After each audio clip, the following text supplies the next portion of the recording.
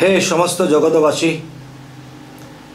আপনাদের সকলকেই সামনে রেখে আমি আলোচনা শুরু করছি। আল্লাহ সকলের উপরেই শান্তি বর্ষিত করুন। এখন অনেকে বলতে পারেন, আপনার সালাম দিলেন না, সালামের বাংলা কি এসেছে? যে আল্লাহর তরফ হইতে আপনাদের উপরে শান্তি বর্ষিত হোক, যে যা যতটুকু প্রাপ্ত। তবে হ্যাঁ, আজকের যে আলোচনা সংক্ষিপ্তভাবে করার চেষ্টা করব, কিন্তু এই আলোচনা শোনার প্রত্যেকটা মানুষের দরকার।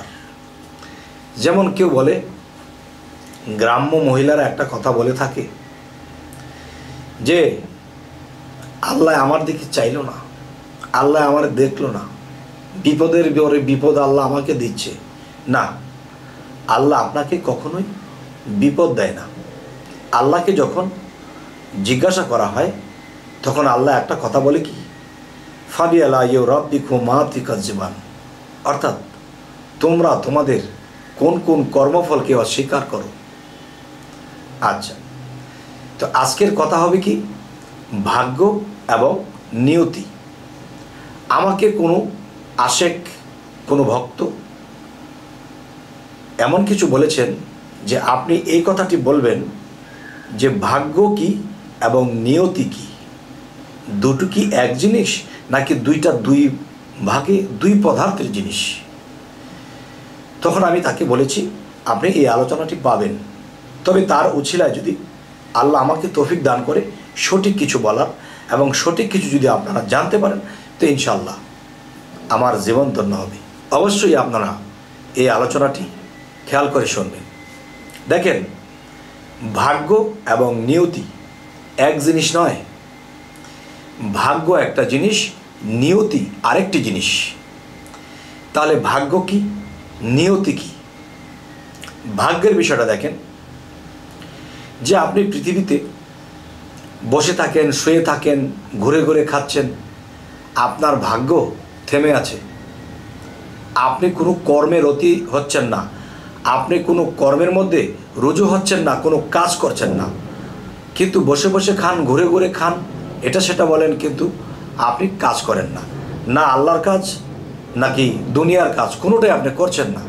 না করার ফলে তখন তার ভাগ্যটা থেমে থাকে, ভাগ্যের চাকাটা তার ঘুরে না। তো এখন আমি আপনাদেরকে যে কথাটি বলছি যে ভাগ্য কি, নিয়তি কি। আচ্ছা, ভাগ্য আপনার কর্মের দ্বারা এই ভাগ্যের চাকা ঘুরিয়ে দিতে পারবেন।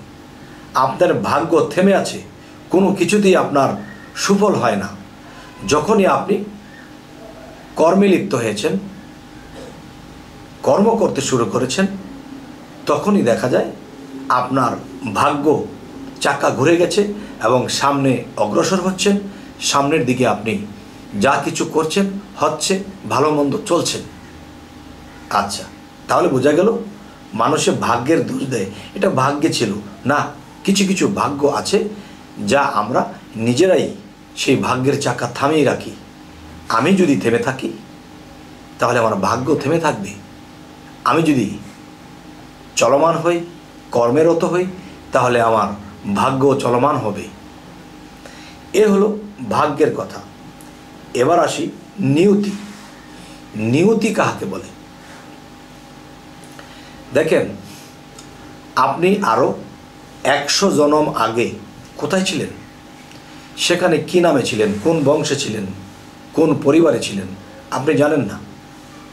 ওটা আপনার নিয়তিতে লিপিবদ্ধ আছে। এক। দ্বিতীয়ত, যে পৃথিবীতে যত মানুষ, যত প্রাণী, যত আত্মা আছে, সকল আত্মাকে আল্লাহ একসাথে সৃষ্টি করেছেন। তখনই আল্লাহ যার যার নিয়তি লিপিবদ্ধ করে রেখেছে, তিনি পৃথিবীতে গেলে তার নিয়তি এটা হবে। আপনি কর্ম করবেন, আপনি সাধনা করবেন, আপনি কি করবেন, যা যা কিছু করবেন, সমস্ত কিছু আপনার নিয়তিতে আল্লাহ লিখে দিয়েছে। এখন নিয়তি কাটাতে পারবেন না। ভাগ্যের পরিবর্তন করতে পারবেন, কিন্তু নিয়তি কাটাতে পারবেন না। এই নিয়তি আল্লাহ সিল মেরে দিয়েছে যে আপনার জনম সে জনম, জনম সে জনম আপনার এভাবে চলবেন, এই কাজগুলো করবেন, এটা হবেন। আপনি কোনোবার সন্ত্রাস হয়ে যাবেন, আপনি কোনোবারে মধ্যবিত্ত একজন ভালো মানুষ হয়ে যাবেন, আবার কোনোবারে আপনি আল্লাহর আউলিয়া হয়ে যাবেন। তাহলে যা কিছু হয়েছেন এগুলো আপনার নিয়তিতে লেখা ছিল। আপনি যদি ভাগ্য চেঞ্জ করতে পারেন কর্মের দ্বারা, কিন্তু কর্মের দ্বারা আপনার নিয়তিকে বদলাতে পারবেন না যদি তিনি স্বয়ং আপনার নিয়তিকে না ঘোরান।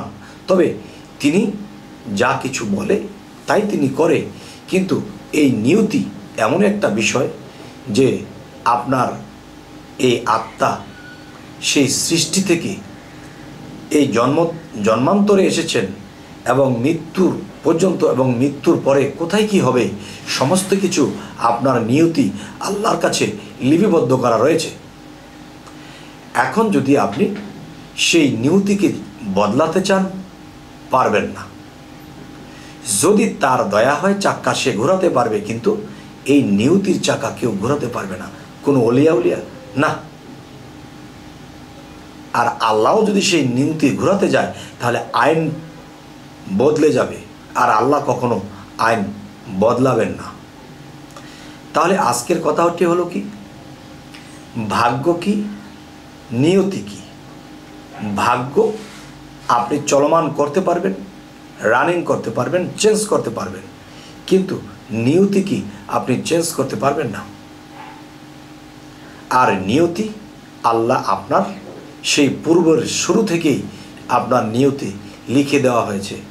আপনি কোন জন্মে কোথায় আপনি চাকর থাকবেন, কোন জন্মে আপনি ডাকাত থাকবেন, সন্ত্রাস থাকবেন, কোন জন্মে আপনি কোনো সাধকের দর্শন পাবেন, কোন জন্মে আপনি অলি আউলিয়া হয়ে যাবেন, এটি সমস্ত কিছু নিয়তিতে লেখা।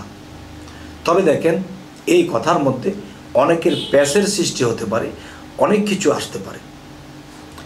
দেখেন, আপনি যদি বলেন যে আমি আমার দুনিয়াবি সব চারাবাড়া হয়ে গেছে, আমার ভাগ্য নসিব সব খারাপ হয়ে গেছে, আমি কোনো অলিয়া উলিয়ার কাছে গিয়েছিলাম, সে অলিয়া উলিয়ার কাছে যাওয়ার পরে তিনি দোয়া করেছেন, দোয়া করার পরে আমার সমস্ত কিছু ঠিক হয়ে গেছে, তাহলে এই ভাগ্য পরিবর্তন করেছেন আপনি একজন অলিয়া আউলিয়ার কাছে যখন গেলেন। আর নিয়তি পাল্টাতে পারবে না কোনো আউলিয়া। ভাগ্য চেঞ্জ করবে কিন্তু নিয়তি পাল্টাতে পারবে না। নিয়তি পূর্বলিখিত, যা নিয়তি কখনোই খণ্ডানো যায় না। যাই হোক, এই সমস্ত জগতবাসী, আজকের এই আলোচনাটি আমি যতটুকু বুঝেছি, যতটুকু জেনেছি, অবশ্যই অতটুকুই আমি বলেছি। তবে কারোর মধ্যে যদি দ্বন্দ্বের সৃষ্টি হয় অবশ্যই আমাকে কমেন্ট করে জানাবেন, পরবর্তীতে যেন এই আলোচনাটি আরও একটু শুদ্ধ, আরও একটু পরিষ্কার করতে পারি। তবে যেতটুকু পরিষ্কার করা হয়েছে জ্ঞানী লোকের জন্য এটা পূর্ণ, কিন্তু অজ্ঞানী যারা, কম জ্ঞানী যারা, তাদের হতে পারে একটু অপূর্ণ। কেননা কারণ আল্লাহর লিখন কেউ খণ্ডাতে পারে না, এটাই সত্য, যদি তিনি নিজে না খণ্ডান। কিন্তু ভাগ্য আপনি ঘোরাতে পারবেন কর্মের দ্বারা, নিয়তি খণ্ডাতে পারবেন না। যাই হোক, এখন যদি এই কথার পরিবেশটি কেউ যদি আমাকে বলেন তাহলে আমি যে সন্ত্রাস হবো সে তো আল্লাহ জানতো, তাহলে আমার পাপ কিসের? যদি আমি আল্লাহর অলি হই সেটাও তো আল্লাহ জানতেন, তাহলে তো আমি অলি হবই, আর কর্ম করলে তো আমি অলি হতে পারবো না। এ কথাটা যদি আপনি বলেন তাহলে কি হবে? 100 জন্মেও আপনার নিয়তি আল্লাহ চেঞ্জ করবেন না। আর যদি আপনি চেষ্টা করেন যে আমি ভাগ্য পরিবর্তন করি, আল্লাহর দিকে রওনা দেব, আল্লাহর কাজ করব, সৎ থাকব, তখন আল্লাহ যদি চায় এই নিয়তি তিনি ঘোরাতে পারে, কিন্তু সহজে তিনি এটা ঘোরান না।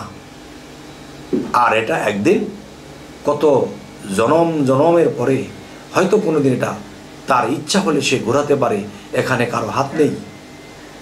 আর ভাগ্য আপনি ঘোরাতে পারেন কর্মের দ্বারা, এখানে ইচ্ছা শক্তি আপনাকে দেওয়া হয়েছে, সেই শক্তি সামর্থ্য দেওয়া হয়েছে, আপনি পারবেন আপনার ভাগ্য পরিবর্তন করতে, কিন্তু নিয়তি পরিবর্তন করতে পারবেন না।